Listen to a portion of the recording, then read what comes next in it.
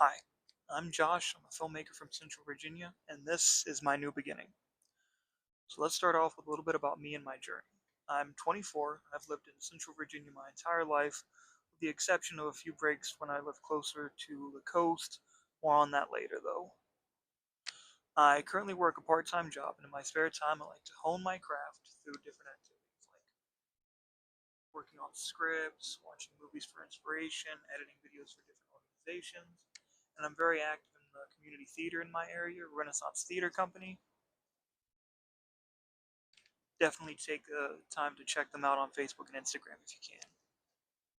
I'm currently working on two projects. The first one is a short documentary that will hopefully be coming out at the end of the month, and the second is a narrative short film that I'm working on and planning on submitting to the festival circuit later this year, so be on the lookout for that.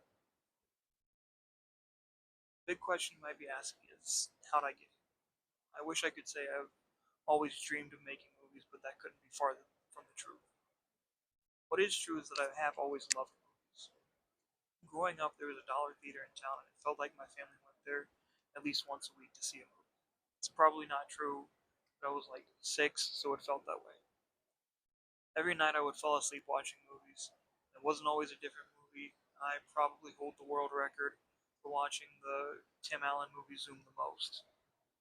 In high school, I discovered live theater, which I still actively do, and that completely took over my world, almost to the point of me being anti-movie because I just felt like it couldn't hold up to the power of live theater.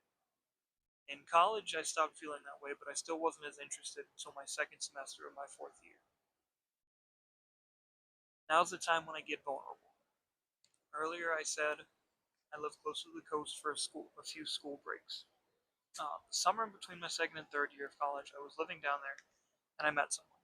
It terrifies me to know that they might see this. Um, but if I've ever truly been in love with someone, it was them. I didn't tell them while I was down there, though. I stopped working down there one summer expecting to go back in the winter, but unfortunately I didn't. So one cold night in January 2023, I texted them, told them how I felt, and she unfortunately didn't feel the same way. Before I continue, I want to make it perfectly clear that there's no ill will here. I'm simply explaining how I got to this point in my life. That being said, the following days were hard for me. So about a week later, I started writing about that first summer I spent down there, and I realized I was really good at writing scripts. My feelings about it were reinforced by other people reading it and telling me how they felt about my work. That'll never get made into a film because of how personal it is to my life, but it was the perfect first step. The past few years of my life have been a transitional period. I dropped out of college, had multiple deaths in my family, and overall just wasn't sure what I was doing with my life.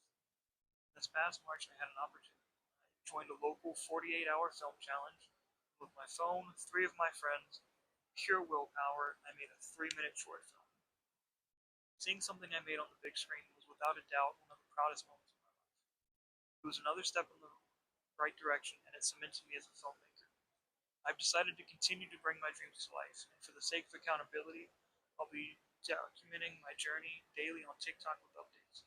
So today, June 17th, 2025, is officially day zero of my new beginning.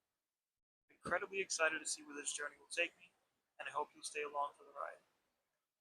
Peace and love, and I'll see you guys tomorrow for day one.